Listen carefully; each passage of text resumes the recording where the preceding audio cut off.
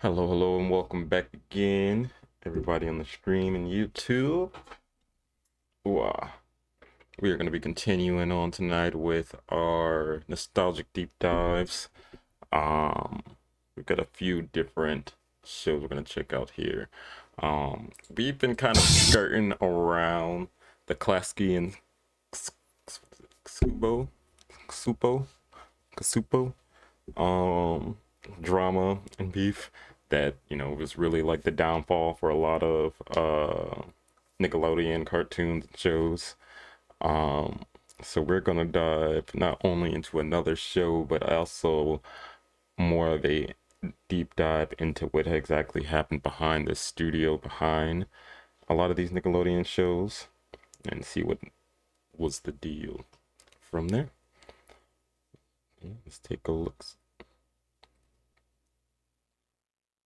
This first one we're going to take a look at here is the rise and fall of Rocket Power. What happened? History of Klasky Kasupo by Alpha J Show. And of course, Rocket Power being like one of the few cartoons I want to say that like starred, I would say, people of color versus just black people, since they're like Hawaiian. But I mean, come on.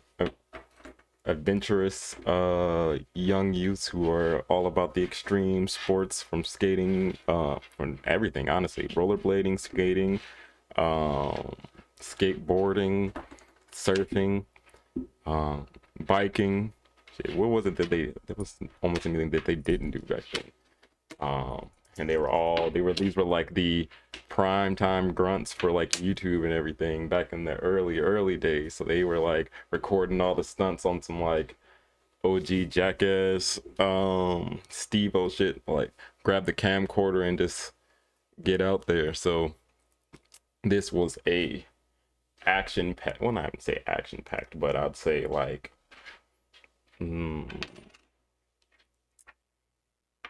a very active show, I guess, is the best way I can think of. Like, the intro itself is just pure energy. So you'll see here once we dive into the show, if you've never seen Rocket Power, it was an adrenaline shot straight to the eye sockets. So let's take a look, see here. This video was sponsored by Verve. We are riders on a mission, action kids in full condition, ready to count rocket power. What do you get when you cross a love for extreme sports with four rascal kids who want to have fun and not grow up anytime soon, spending their youth within a beach community? You get one of the last Nickelodeon shows to be associated with the 90s, Rocket Power, going on for almost 5 years, spanning 4 seasons, 71 episodes, including TV, movies, video games, soundtracks. The Rocket Power video game was my shit. Okay, hold on. The Rocket Power video game was insane. Like, they had multiple levels. Like, you could travel everywhere from like the main stage where like what was it, like a little cafe that they chilled at. You could skate through the entire city through there, all the way to like their downtown area. They had like secret areas in the mountains and like secret labs and whatnot. This game, what was it? Rocket Power, was it? I think it's not Beach Bandit, is it? Rocket Power Beach Bandit? I think it was, actually. Oh my god. Yeah, if I can find some footage from that, we'll definitely throw that up here. But yeah, just had to throw that in. And even a live tour. What happened to such a prominent television series? Well, we're not there yet.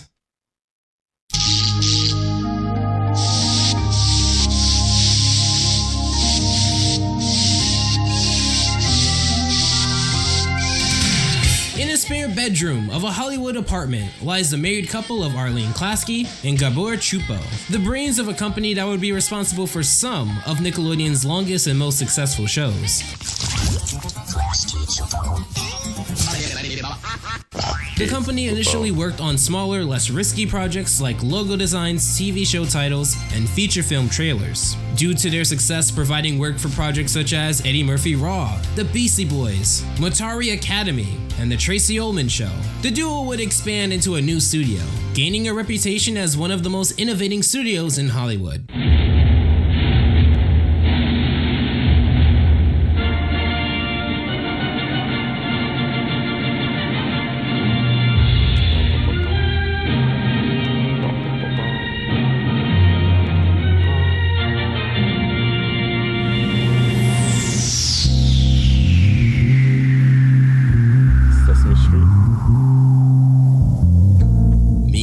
It's 1987. The Fox Broadcasting Company would have been operating for about a year now in its attempts to compete with the big three networks.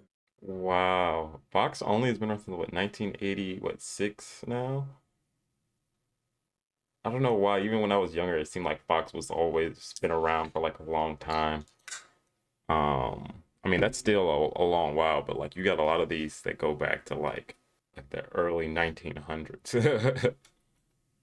The American Broadcasting Company, the Columbia Broadcasting System, and the National Broadcasting Company. Fox would ultimately struggle with its programming lineup, with several affiliate networks being disappointed, stating that Fox offerings were, quote, hampering viewership of their stronger syndicated slate. The two shows quoted often as having moderate success were Married with Children and The Tracy Ullman Show. The sketch comedy variety show would often feature animated segments, animated by the prominent up-and-coming studio, Klasky Csupo.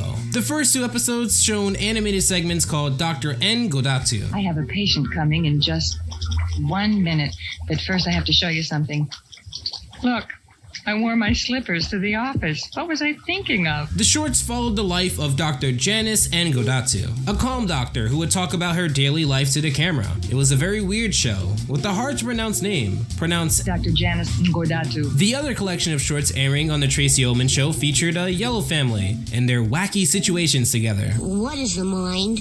Is it just a system of impulses, or is it something tangible? Relax. What is mind? No matter. What is matter? Never mind. The reaction to The Simpsons was such a positive reaction that it began a climb for Fox as a whole, being the first Fox series under The Tracy Ullman Show to crack the top 30. Ranked at a three-way tie for 29th place, it became one of the most popular segments of the show. So popular that in addition to ending the other animated segments on the show, The Simpsons would eventually receive its own weekly half-hour series, bringing Klasky Csupo alongside to produce the first 3 seasons of the show. Wait, so not only were they responsible for the first 3 seasons of Simpsons, The Simpsons started off as a short in another show? I had no idea. That's actually crazy. Trying to really challenge the other cartoons out there, and I think that we do a fantastic job. We make the Smurfs look like Scooby-Doo.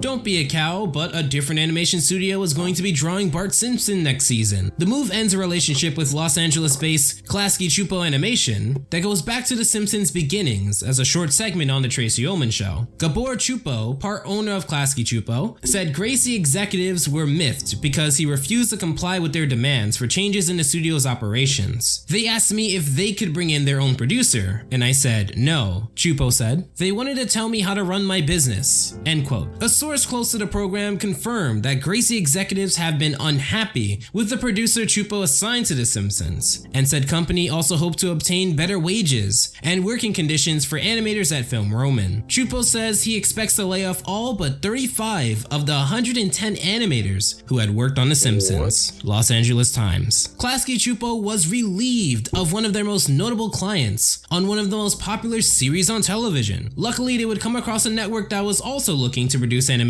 but for a younger demographic.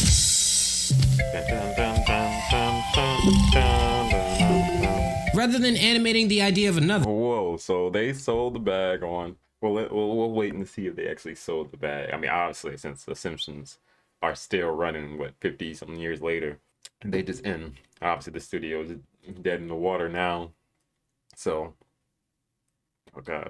Rugrats was created by Arlene and Gabor and produced under the company alongside Games Animation and Nickelodeon's own animation studio. The show followed the day-to-day lives of a group of toddlers, Tommy, Chucky, Phil and Lil, and Angelica, based off the antics of the couple's infant children. There was a period after I had my second child that I decided I just want to stay home and take care of my kids, so I stayed home for about 15 months. I was fascinated that, my kids, one was, 14 or 15 months and the other one was almost 4. If babies could speak, what would they say? The show started out with moderately high ratings, debuting in 1991. However, after a hiatus, Nickelodeon would air Rugrats multiple times per day. Due to such constant reruns, Rugrats received a boost in ratings, skyrocketing it into the hearts and minds of children everywhere. Popular stars such as Amanda Bynes, Steven Spielberg, and Daryl Sabara would openly state their enjoyment of the show, with Spielberg describing the show as a sort of, quote, TV Peanuts of our time. The show was seen internationally in over 76 countries, receiving an average of 26.7 million viewers every week, becoming Nickelodeon's longest running cartoon until a certain yellow sponge came along. Klasky Csupo was back on top, creating movies and even a spin-off from the success of Rugrats. Said animation company and Nickelodeon would work together, creating more shows. Our Real Monsters in 1994 and The Wild Thornberrys in 1998. Due to their newfound success, they'd branch off to create Duckman for USA Network, Stress Eric for NBC, and Cento Baguito for CBS.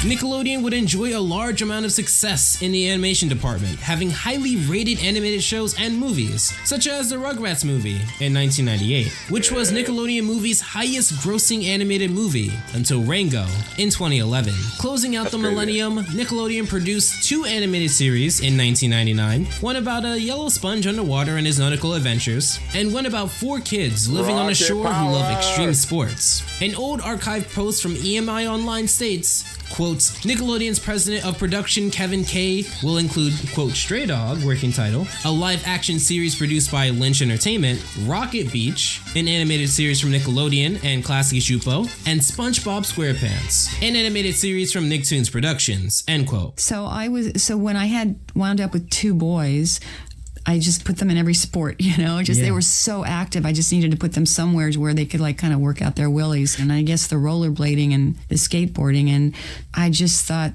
that this was the time to do something like that. So we would go down to Venice Beach a lot because of course, we're in Los Angeles, and they would take their bikes and their skateboards. And this is what kids are into. Of course, all their friends were into the same thing too. Yeah. So it was sort of their world. It became my world. And to please them, I would offer them the opportunity to do those things.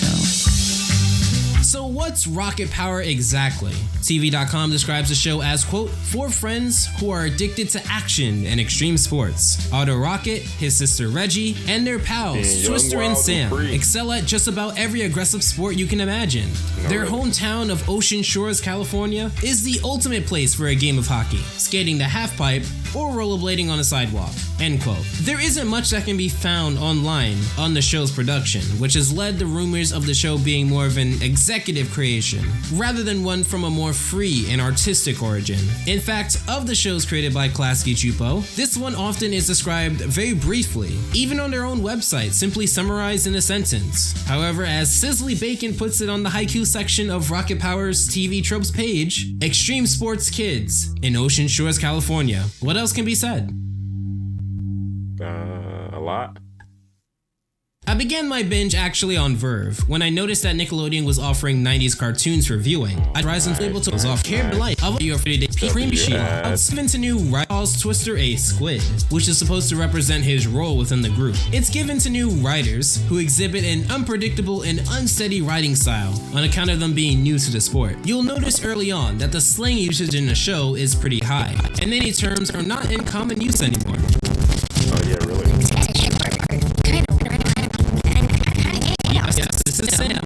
Sam was not a friend of Otto, Reggie, and Twister growing up. And in fact, at one point, they had a pretty rough start, especially Otto and Twister, but more on their treatment of Sam later. Sam's mother, while very overbearing, takes a back seat for the majority of the episode, letting Sam shine solo. However, before we get that, we get introduced to one reoccurring family within the community, the Stimpletons. Violet is the bright, bubbly, hospitable, and often oblivious one, whereas her husband Merv is very close off, cranky, and almost always against the antics of the youth around him. When introduced to the kids around the neighborhood, they have a very bumpy start, but it shines greatly on their personality, how they approach this kid that they don't know. Otto is very driven to win, and only cares to meet the kid once he knows that Sam knows of hockey. Reggie, very level-headed and kind, connects with Sam immediately on the interest of computers. And, well, Twister?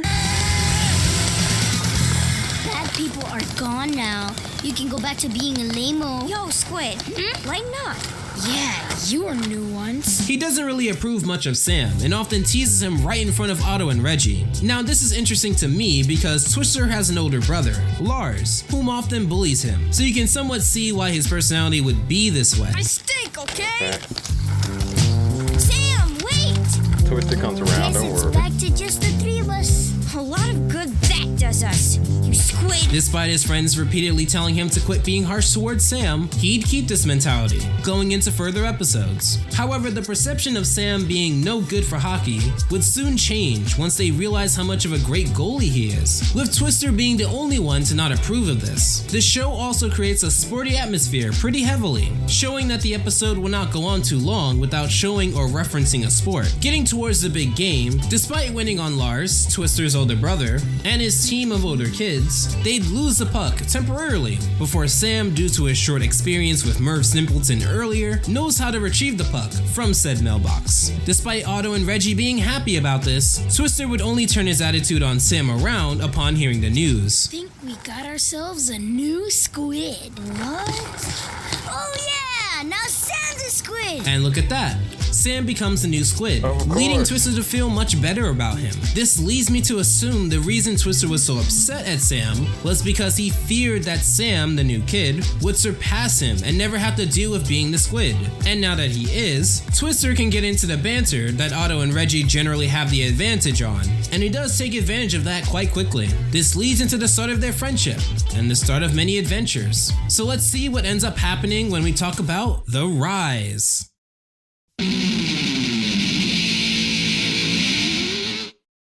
There are two selling points of the show that I want to center in on, and that's the characters and the culture. Due to the episodic nature of the show, we spend many episodes getting to know the four main characters, as well as the major characters around them. However, the show takes great pride in making sure that the sports and beach/Hawaiian aspect of the show remains at the forefront of their storytelling. How important was it for you guys, again, to bring that authenticity? It was a very authentic show. You had Tony Hawk on there. You had, all these things that showed, again, this very different world. I mean, the fact that we could get Tony Hawk, I think he was on one of the shows, was quite amazing. I mean, yeah, it was super progressive. Well, not progressive, but like super culturally defined, and like especially when it came to like extreme sports, skating, rollerblading, and all that. Like being a kid who like skateboarded and like had a lot of friends who did like rollerblading and stuff, all that back in the day. It was definitely felt like it was more like they actually understood the kids that they were portraying versus it just seeming like just wild kids acting like crazy. Like I think like what shows like was it like Kick Buttowski doesn't really portray it as well, where he's just like some stunt devil who just wants to do like some giant ass crazy ass stunts. But I mean, in Rocket Power, they did have their moments where they would do something crazy, but in a lot of cases they were all like competing in like realistic tournaments and aspects in most cases, outside of like the crazier moments. But again, it was just the business our studio kept growing, so I just sort of like jaw dropped, and then we just kept moving on. We didn't have time to think about it. Yeah. With that, we see many sports within the show, from field hockey to skateboarding to snowboarding to surfing and all of the extreme sports in between.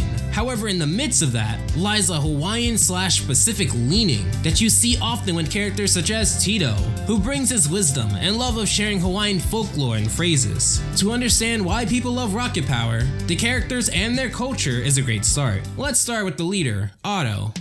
I got another check minus in classroom citizenship.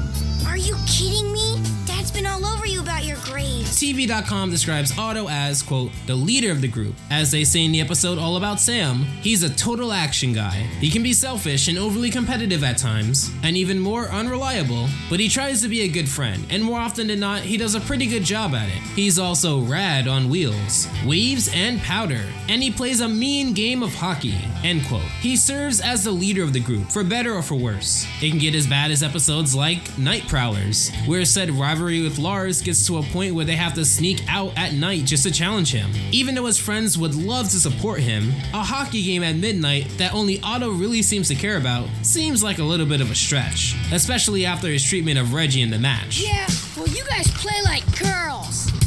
Excuse me? You know what I mean. No, I don't. We've creamed you before, and we'll cream you again. That sounds an awful lot like a challenge, Rocket Dork. The 90s and early 2000s were full of friendships like this, where a lot more arguments and fighting happens. When depicted in media like this, it's easy for people of today to feel like the bonds here are not as strong as modern day cartoon friendships, where if a pair of friends had arguments, even a quarter of the amount of Rocket Power, the show would set time aside to iron out the issues, rather than sweeping them under the rug, like Reggie and their dad Raimundo do with Otto. Otto gets grounded often, in fact, he even gets punished in this episode, yet his personality stays the same, which shows that the punishments are just good on paper. In fact, as I'll show you later in this video, he actually gets worse in spite of his constant negative reinforcement. Getting back to friendships, we had friendships in other shows that had that level of arguments and back and forths that appears all around that time, from Mac and Blue to Billy and Mandy, and all of the kids in Jimmy Neutron. That roughness may have created some mean shows, as all of the shows implied earlier have a varying level of meanness to them. However, of them, Rocket Power has a lot more back and forth between friends. It may create a false sense of friendship, built more out of closeness and convenience rather than compatibility, or it may build an even stronger bond that is battle tested and shows loyalty and a deep understanding of one's character. The bottom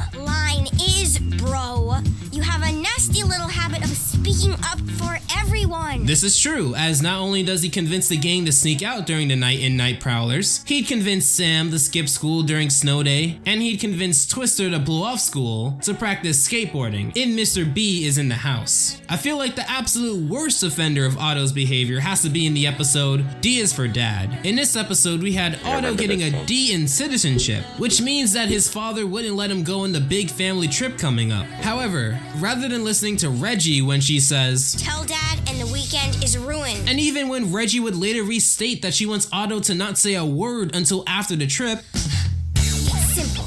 Bad grades equals no trip. he goes on to not only tell his father about the grade, after hearing that his dad got a D from the health inspector over the obstruction of a trash can, he'd take it a step further. It was just in citizenship. It's not like it counts in real life or anything. Every single grade counts, young man. You know that. Yeah, what about your bad grade?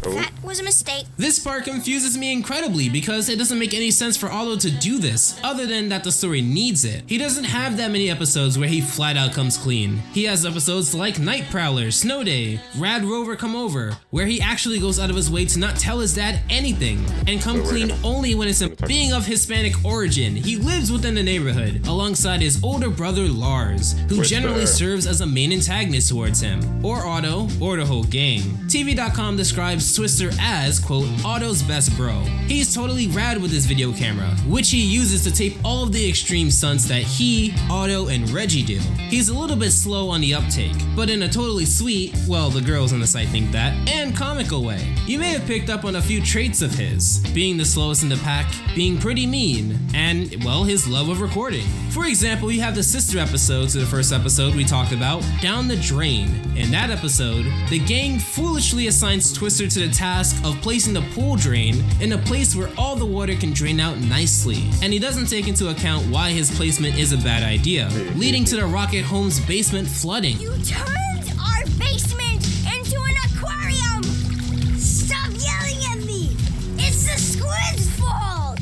Me? Shirking the blame onto Sam is not only something he does often, but a reflection on how Twister views Sam, even after the label of squid was transferred over to him. Many fans of Rocket Power would note that Twister originally was written to have at least some common sense, and again be the source of the pack.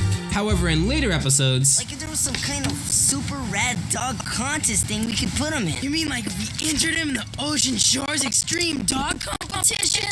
Yeah, if only there was something like that happening. he's actually full-blown stupid most of the time, and he's the clearest case of flanderization. In many episodes, such as the initial fight in Night Prowler, you see that Twister and Lars have a very rocky relationship, with Lars being super mean to the younger kids in the community, and exploiting Twister's very gullible and superstitious attitude. However, this isn't always the case. You have episodes such as the Great Sandcastle Race, where after begging and pleading with his brother to help protect the sandcastle, he eventually gives in, only because he prefers them over the Shoobies.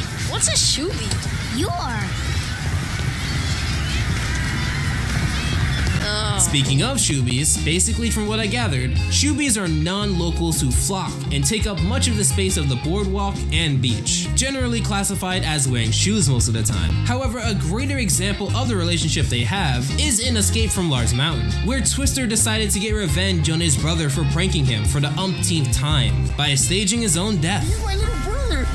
I mean, just because it's more fun to be mean to him than it is to be nice, doesn't mean I don't care about him. It's clear that if he went too far, Lars would feel guilt and would never want to actually harm or finish off Twister in the way that it's implied here. However, of the main four, I can't say that Twister is my favorite, and oftentimes his attitude brings nothing positive to the show. I can't say that like Otto, he brings something to the show that the episodes would lose a ton of that wow factor for. In fact, he sort of just goes along with Otto's plan most of the time. I did notice, like in episodes such as Otto 3000 and Reggie in the Net, he has a subtle love of video recording, which I guess is supposed to differentiate him from Otto, but oftentimes he's just a less abrasive.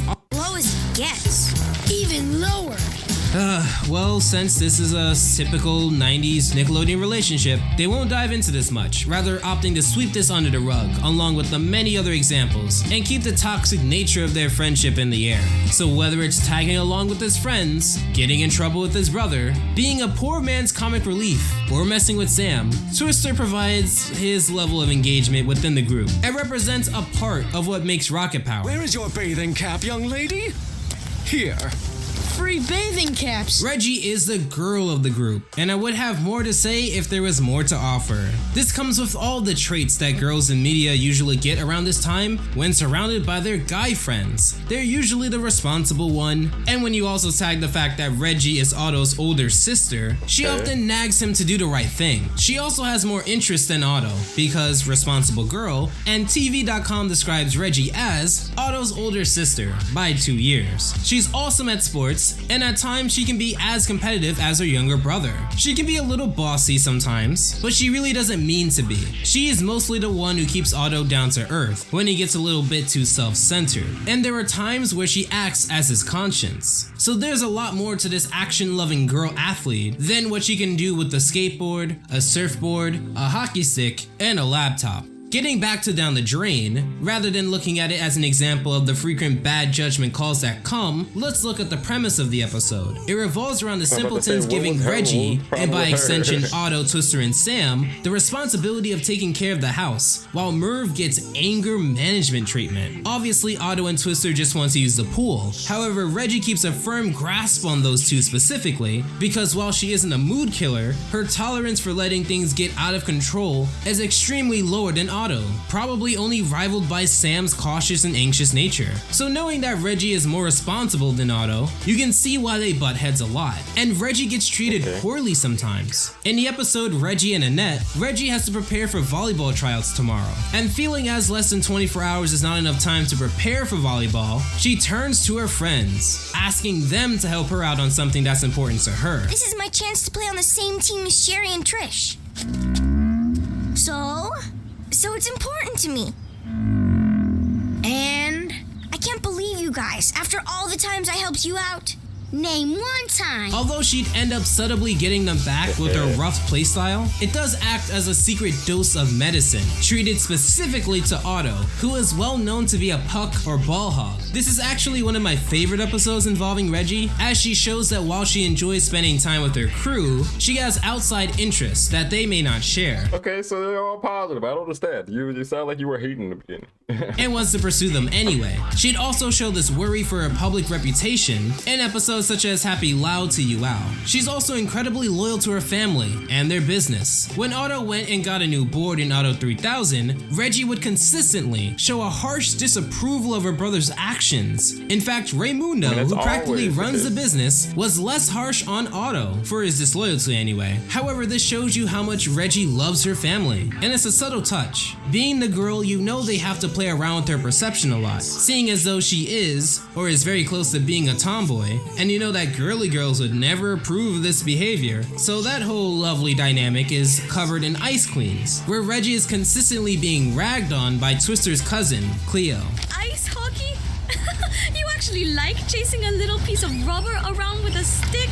She'd continue this behavior, getting snow in her goggles accidentally causing her to miss a shot, and then commenting that she doesn't appreciate fine art, disrespecting Reggie in front of her friends, even after trying to be nice sometimes. You smell like the inside of a knee pad. Oh, and spinning around like some wind-up toy is more girlish? Ugh! What makes this even more frustrating is that her friends never pull Cleo aside and equally tell her to stop. They only tell Reggie to stop, even in the cases where Cleo clearly started disrespecting her and Reggie is only on defense. It's a pretty infuriating episode at times, not even getting into the ending, which is even more confusing. They decide to make a pact to see which is harder, hockey or ice skating. You've seen this episode before, and you probably expect Cleo to suck at hockey, not understanding the teamwork and speed aspect, and then Reggie, inversely, to suck at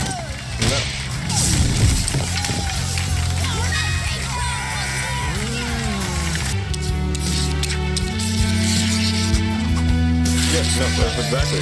Reggie, Rock Girl is the shit. Nope. This is the only part of this cliched story that they change. And it's cliched story. It's so crazy because, like, at what point does a story not be cliche? Like, how early in fucking time do you have to go for it to just not be a cliche? Like, this was in the early mid to late 90s. Like, come on, are we to really talk about like cliche, especially when we're talking about women in media and girls, young women in media and whatnot? You would get, like, you know, certain portrayals of, like, you know, the tomboyish style or whatnot, but you can only portray somebody a certain way for so long. I mean, especially in this time when a lot of the portrayals were like the prissy, dress up, girly girl type-esque, and then a lot of the times you would get the, you know, tomboyish girl would always be either they always made them like less, quote unquote, less attractive or what have you, but or just like less like not even just like in looks but just like in personality wise, they were like always like somewhat off-putting or very abrasive or something like that. But Reggie was always cool as fuck. She was down to earth, on top of like being like straight up with the sports and everything, but it wasn't like they made her like some gross guy who was like out here like, you know, farting and burping and shit. Like, she was still very much a girl, as much as like any other. They, you know, she's had a different interest tree, and I feel like it wasn't really that whole cliche thing. I mean, obviously you get the whole argument because you're good. I feel like that conversation just has to come up at some point, but I feel like that wasn't her whole thing. Being Rocket Girl was that, you know, she's essentially just as good, if not better in certain cases, than Rocket Boy when it comes to this sports stuff, even if she's a girl. So I don't know. It's a fundamental mistake. You see, the purpose of two characters failing when they go into each other's shoes is because you take into account their inexperience and ignorance in a topic, and it teaches the easy lesson of just because you think something looks easy or unimportant, you never really know until you go into that person's shoes. By having them both compete effortlessly in each other's areas of expertise with no practice on either end and a very minimal and slightly ignorant misunderstanding of each other's passions, you're reaffirming their opinions on the matter. And not in the slightest, because it'd be different if only one of them was able to do it, but the whole cadence was it's the same sentence of like if they both failed at doing the other thing, the fact that they both were able to do the other thing shows like, okay, these two things are more connected than we thought it was. Just because you're, you know, chasing around a puck and I'm, you know, doing more inline, you know, movements and dance moves doesn't mean that they're not in the same lane, that you couldn't do the other whatnot. Like, sure, she's never practiced, you know, doing a somersault on ice and everything like that, or maybe she has, you would never know. Like, but she enjoys doing sports whatnot. But like, on top of it all, Rocket Girl in particular and the whole family has been known and shown to excel exceedingly at sports in any category, whether it's extreme or not. So yeah, just because it was ice skate dancing or whatever, yeah, Rocket Girl has always been that girl. So yeah, I don't know why it was so surprising that she was gonna do it. And then her being Cleo being family, even though they were just hating on each other, doesn't mean she still ain't got the skills too. Because we know Ray Bundo, their dad be getting it. So, you know, everybody around them is fire with the on the board. On the whole, disrespecting both activities. Even though they would gain a newfound respect for each other, it's a fundamental error in the story. Because why would they respect each other? Because it shows common ground. If what they thought about the other person's sport was actually true, they should be arguing that they were in the right, and the other person's sport wasn't that difficult.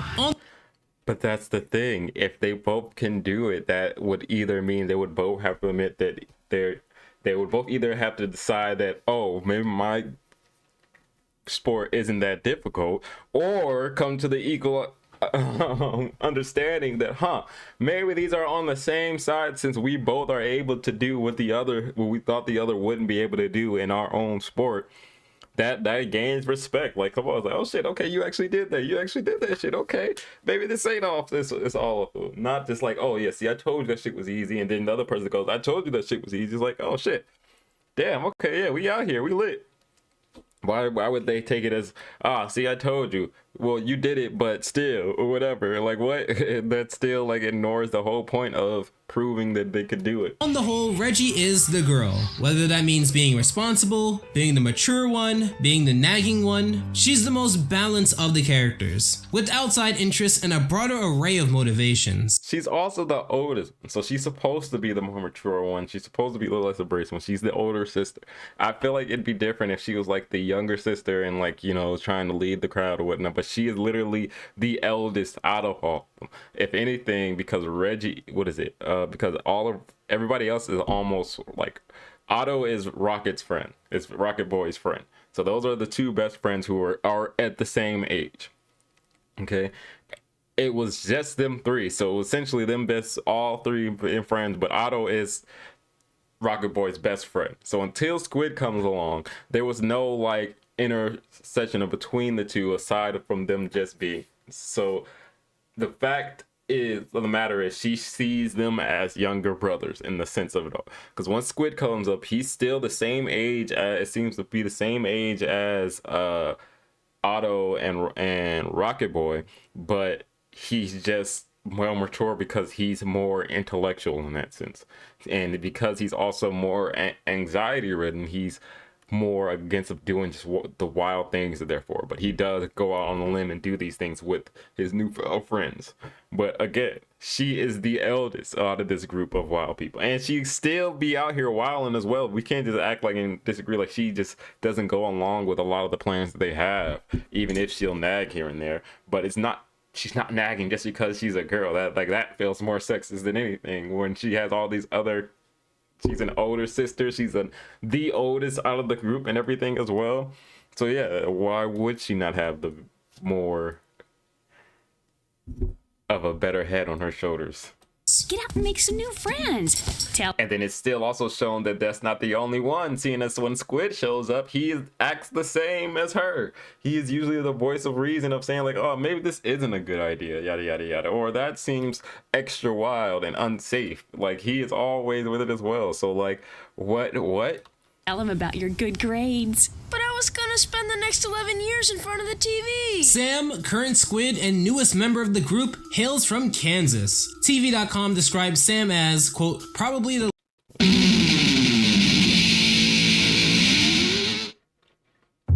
The fall of Rocket Power is similar to pineapple on pizza. Tons of people have an opinion on it, but only a fraction of those actually try to understand what their own opinion is. I went through Toon Zone, now called What? Pineapple doesn't go on pizza.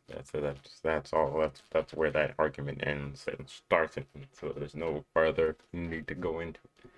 But whatever. Anime superhero to understand exactly what people were thinking to an extent around the time. I came across very little posts talking about Rocket Power, rather more people talking about Invader Zim, SpongeBob, anything that isn't Rocket Power. There was a talkback thread where people talked about the recent episodes of the show, saying things such as, I know what you're thinking. Rocket Power? Roll eyes. It's gonna suck. The replies followed as so. I doubt anyone will. I don't need to reserve my judgment. Rocket Power is bad. They canceled Zim and continued this crap? No thanks. And with annoying characters that refuse to change? No way.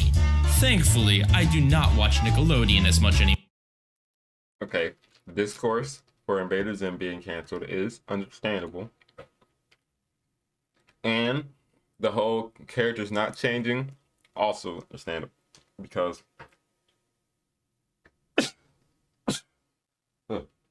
excuse me. Because yeah, even though like you do have times where like the crew will like get together and get over their differences and whatnot, in a lot of cases they were always in the same character again. They like always reset come the next episode or whatever. Like it was never ever, like they said, any character actual development or progression that like continued throughout like the show. And I don't know if they did like callbacks like that outside of like the actual jokes and everything, but like calling back like certain moments in the show, I don't remember exactly. It's been a while since I watched Rocket Power. Anymore. Rocket Power? More like Rocket Stupid, am I right? Yeah. I'm such a witty beast. Rover, you don't get the fact that no one cares about Rocket Power, do you? Come on. I've seen enough whining in these threads. If you don't watch it, don't like it, to the point of whining about how awful you think it is, don't add to the talkback. I've seen rude posts, flame bait, posts that don't even pertain to the show itself, just asking stuff like, you don't get the fact that no one cares about Rocket Power, do you? It doesn't really belong in the talkback, and I'm not going to let it slide. Simply by posting to make fun, ask the same question over again, you're just showing some interest. So let's see some useful posts, people. And this gem here, which I couldn't pass up. Oh, God, why won't this crap die? I don't even need to watch these episodes. I know what they're gonna be about. Script below. OMG, like, dudes, did you see that? I'm like so awesome. Way to go, Otto. Says something completely irrelevant and stupid. Oh, please. It was just a... Just a... Reggie's right, Otto. Your superhuman capabilities could far surpass blank. Shut up, Squid. You just nearly killed me. However, I'll still remain your friend because I suck. Two people get in an argument about something incredibly stupid. Fine, I don't need you. I don't need you either. Lungs are the only human organ that can float on water. Shut up. Shell Shack. Otto's there. Hey, little cuz, what is tematter? I got in a fight with Reggie / Squish. Notice how it's never Sam. am I supposed to read that? I don't know. A fight? Otto. Dad, I'm like, sorry. Otto, fights are for Shoobies. Of course, not that they ever did anything to us, but we'll continue to criticize them because they don't serve us making them either. Yeah, I know, but why? Well, as the ancient Hawaiians said, if your name is Otto, you're an immature idiot who has an insanely large ego. Gasp, you're right. The two apologize. Well, I'm glad I don't have my ego anymore. Of course, we're gonna forget about this in the very next episode, and I'll still be in. Hey guys, let's go surfing and make fun of Shoobies. Yeah. Wait, what was that last line? It's clear. Make fun of Extremely crappy montage of the gang surfing. So you just don't like the show. Shoobies. If this is not what you're here for. Oh my god, the show has a recipe that I can clearly point out because I am above the age demographic that it is meant for.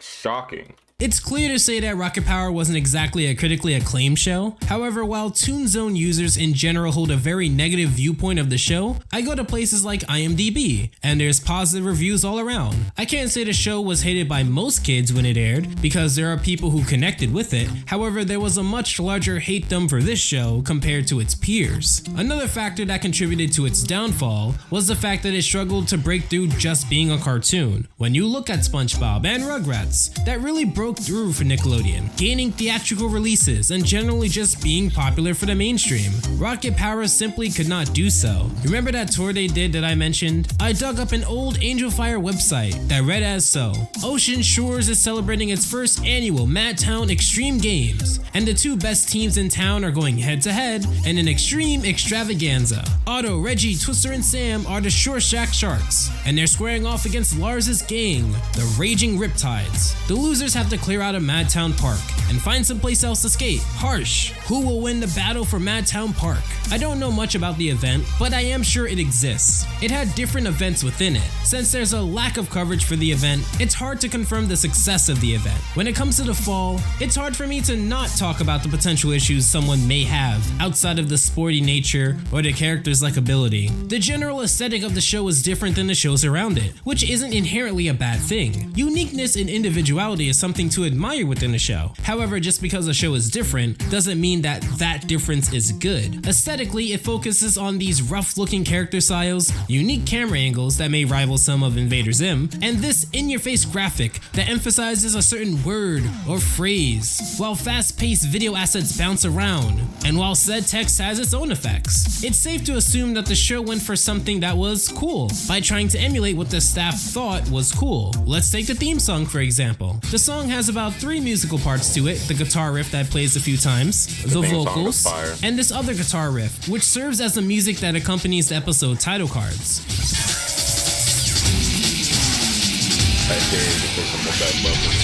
Between these 3 things is a cacophony, overproduced beats layered with tons of effects, and a switch of drum breaks. And that's not counting when the song actually takes a break in the middle of it.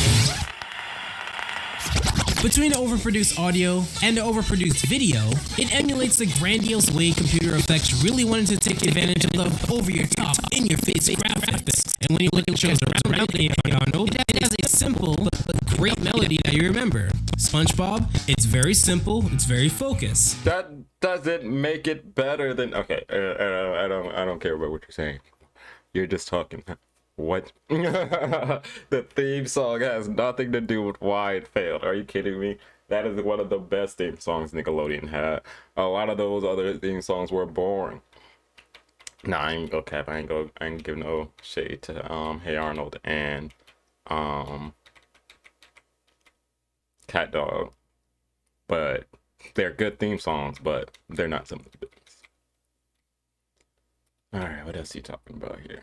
Zim or Hey Arnold. I guess the Rocket family didn't really have much going for it by itself. Speaking of, you probably noticed that Mama Rocket has yet to come up in any of the episodes that we've seen. Well, we have just a TV special to talk about this: Rocket Power, Island of the Menehune. The episode is essentially an hour-long version of a 15-minute episode, although it goes into aspects such as Twister being pranked. So all the hour length, what? And pretty much most of the most cartoons do in any show ever has these segments where it's like either like almost season finales or even series specials where it's like an hour, 2 episodes, maybe even 4, where it's like an hour or 2, which would be movie length of a story being told straight through of what would typically just be the 15 to 30 minutes it usually is. It's not what the hate is crazy. And messed with by a girl because she likes him, or Sam picking up a cursed item, Beth from Total Drama Style, or even the main plot of Otto and Reggie being mad at their father for the lack of attention. It's not something that the show hasn't offered already. A previous special, Race Across New Zealand, would premiere in 2002. That special had Raimundo not give Reggie any attention in favor of Otto, to which he'd apologize in the end. Here, he'd not give Reggie attention again, but in addition, Otto as well, because of a new girl, at least a new girl to Otto and Reggie. Noelani, you're not interested in meeting anybody, remember? I lied. Didn't mean a word of it. Aloha, Raimundo.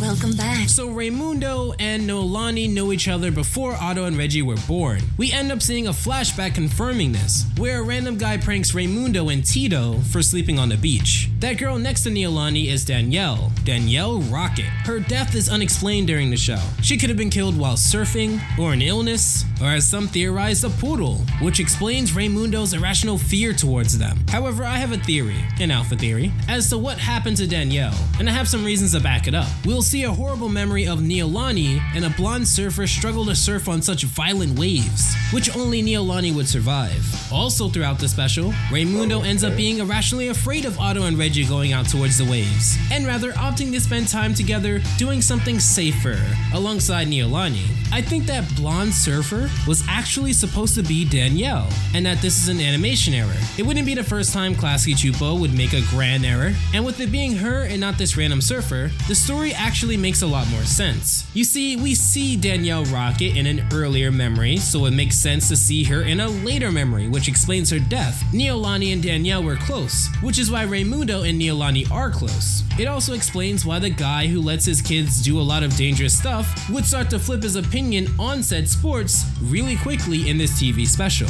Maybe Nickelodeon wouldn't have wanted the show to focus on Danielle's death, seeing as she's a significant absence, and that focus on death wouldn't be in Nickelodeon's best interest, at least according to their views at the time.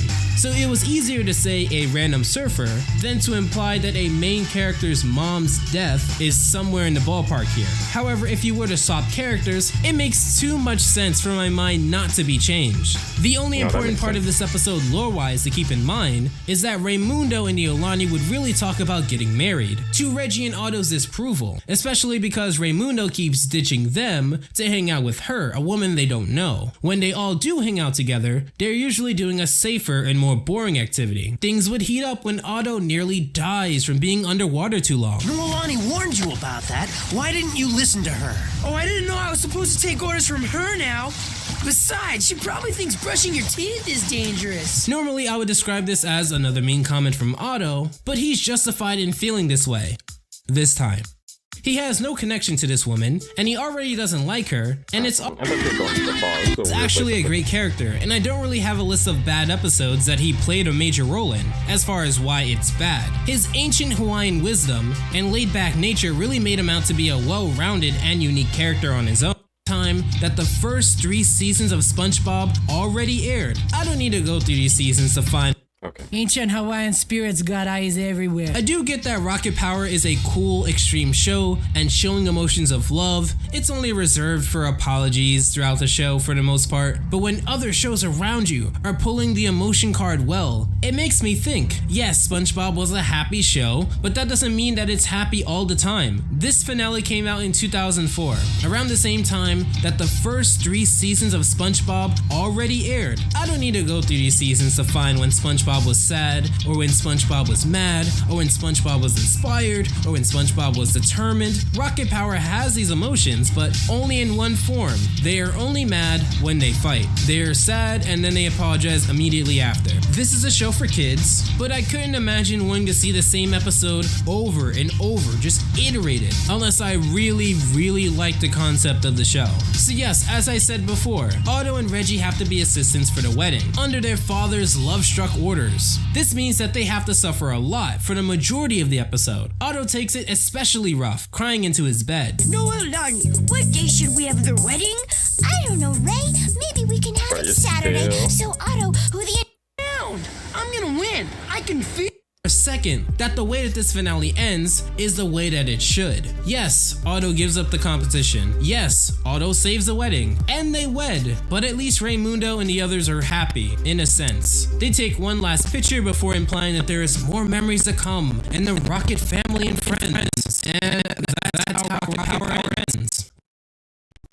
What happened to Rocket Power? Well, a combination of a poor start quality-wise when it came to harsh characters and barely believable friendships, but also a combination of bulk, run-of-the-mill episodic cliches and extreme sports that tried to grasp onto what was cool and it failed. But what I think killed Rocket Power the most is that Klasky Csupo's expertise was with the weird, the wacky, and the ugly. Those old Simpsons shorts were ugly and weird. Rugrats? Ugly and wacky. These are not cool and trendy shows that wanted your attention. This is the equivalent of the weird kid trying to fit in with the cool kids by changing their personality and becoming someone that they're not. This was bound to have a short shelf life because, simply put, Rocket Power was never meant to be a show for the Klasky Csupo couple in the first place. This is a weird animation company, very artsy, trying to produce what's cool and trendy rather than making what they find cool themselves. And it shows on its sleeve. Rocket Power would end July 30th, 2004, and as of this, I don't really agree because Rugrats wasn't really cool or trendy. Like what? I mean, like I said, like it, like 'cause even Rugrats, like they weren't like sure the character design was, I guess, weird, but like that very concept and acts of everybody was pretty straightforward through each episode, especially like when it came to like the babies and whatnot. I mean, maybe that's what eventually got Rugrats, but like I don't know, I don't really see that big of a difference between a lot of the shows that came out at the time that had like, because Rocket Power is still like in that field of like shows that were still trying to follow a more storyline aspect, like keeping the actual characters and at a baseline and like having, you know, a structure there, but each episode was still anthology. Like it was always like something different each day or whatever, versus like not even nowadays, but a lot of cartoons now are more just straight anthology. Like you get like a characteristic about the character. So like Kate Patowski or whatnot, Johnny Test and all that. Like there's no like full structured baseline. I mean, I guess Johnny Test more so had a more structured baseline because it had like the whole family ordeal going and whatnot, and they all had like their whole things with like bling bling and all that. Always had like reoccurringness and whatnot. But aside from like the family members and like the people who lived in shores and whatnot, you dealt with, it was like a small town dealing with extreme sports and everything. So I thought it was more cadence to like the actual sports and everything that they did, which I thought was also still like pretty topical for the time. I mean, there wasn't a lot of like niche sports going around at the time where it comes from like skating, rollerblading, and all that, and like, you know, they just did like wackier stuff. I mean, I feel like Rocket Power was still very weird and wacky, especially when in comparison to like early Simpsons and what was the other one, Rugrats. I felt like it was one of their more weirder branch outs. So I don't know, maybe this should just be date, no new episodes or specials or TV movies are planned. Regardless of my issues with the show, I do feel a sense of nostalgia watching it again. I can't say this is my favorite of that era, or even my favorite of that year, and side note, it probably didn't help that SpongeBob took off incredibly. I guess the Rockets didn't have enough power to stay long. However, if you're looking to gaze into the mediocre of the 90s and relive a mixed bag of extreme sports and tough love, then give me a woogity woogity woogie and bust out those knee pads, because you're in for a wild ride. This is Alpha J, and thank you for watching. Once again, please check out verve.co/alphaj or click the link in the description or the pinned comment. Ooh. All right, thank you, Alpha J Show, the rise and fall of rocket power. What happened? I mean, yeah, we didn't really. Unfortunately, I mean, he did go into a lot of in-depthness about each character. That was crazy, actually. But I mean, we didn't really get much of what happened with Klasky of Supo, and like the actual and what actually brought like the downfall of the actual show. I mean, it's more so seems like speculation on your part for not even really liking the show that much, anyways. So yeah, I'll have to go back and take a look at some of those episodes or whatnot, because I definitely do recognize, like, especially back at this point, not a lot of shows were structured too well with like keeping up character developments and whatnot. But also talking on that of those cadences, like, I mean, I guess not a point of even like trying to compare shows and whatnot. But for what it was, I feel like it was definitely still a very loved show, especially from my memory and whatnot, especially when it comes like to games and everything. Rocket Power Beach Bandits was amazing.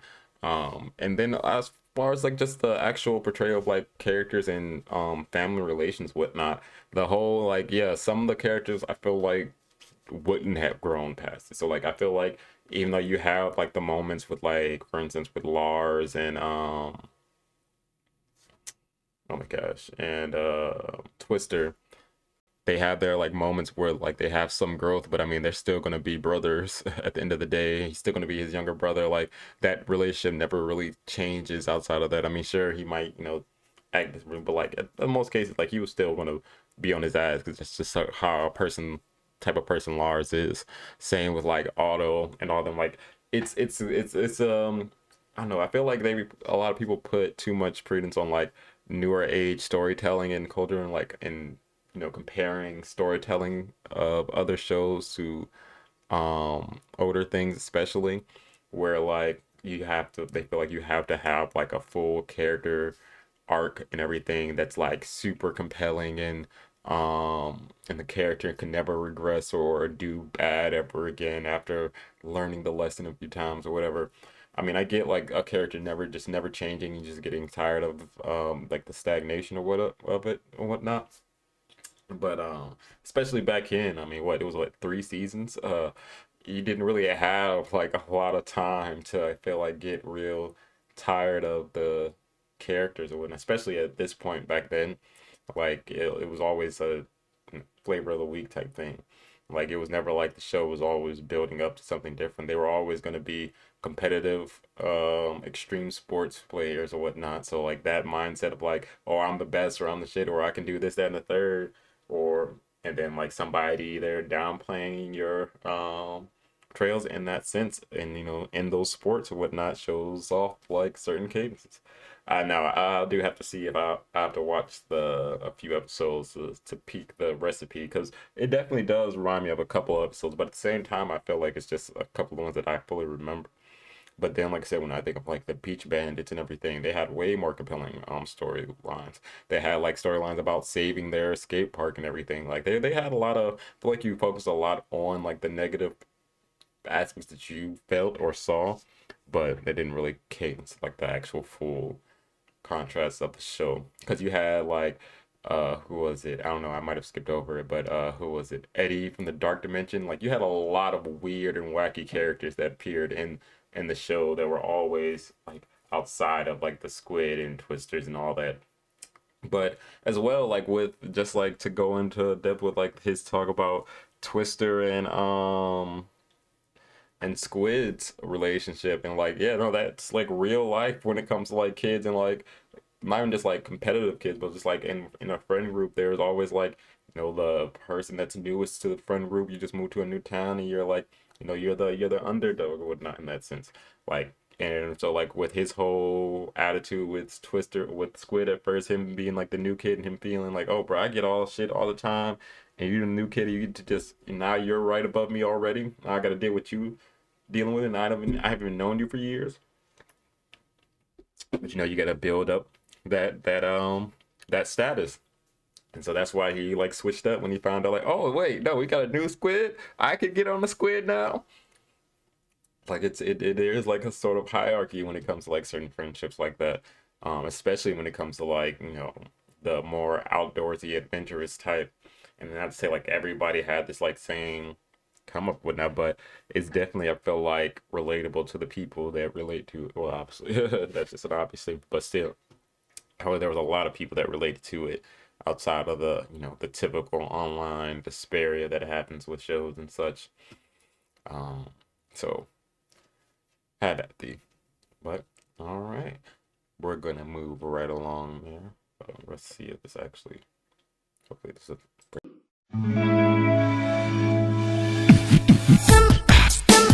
Come on. What is this fish taco? Flounder with pico de gallo in a flour tortilla. Oh, what's pico de gallo? Hot salsa. Is a fish taco shaped like a fish? Sure, whatever. Is that what you want? Oh, no. I'll have a cheeseburger. Try living with him.